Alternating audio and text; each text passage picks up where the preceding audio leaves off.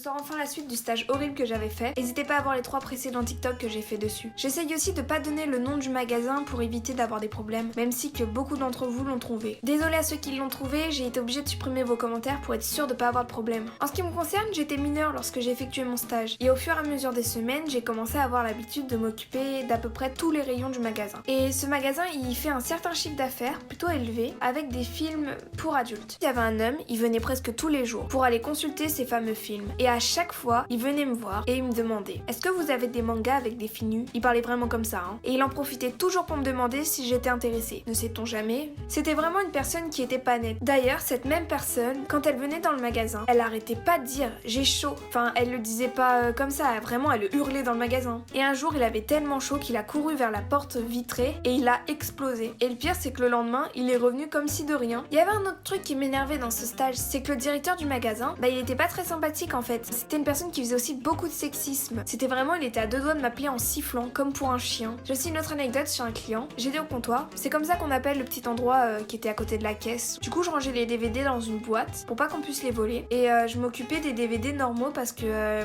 j'étais mineure, du coup c'est pas légal de laisser un mineur s'occuper des choses pour adultes. Il y a un client, il vient me voir, il me dit que son DVD il fonctionne pas. Je lui demande de le sortir et je vais regarder pour faire un échange ou quelque chose comme ça. Il sort le DVD, moi j'étais toujours occupée à ranger les autres DVD. Et là, quand je lève les yeux, je vois ma collègue qui se met à courir vers le monsieur. Et en fait, il m'a sorti un DVD pour adultes. Et il m'a dit: il y a une goutte de semence qui empêche la lecture. Bon, là je vous la fais en version gentille, hein, mais en vrai, c'est pas du tout ce qu'il m'a dit, c'était bien plus violent. Enfin, vous avez compris, c'est juste pour pas être ban que je vous dis pas la vraie phrase.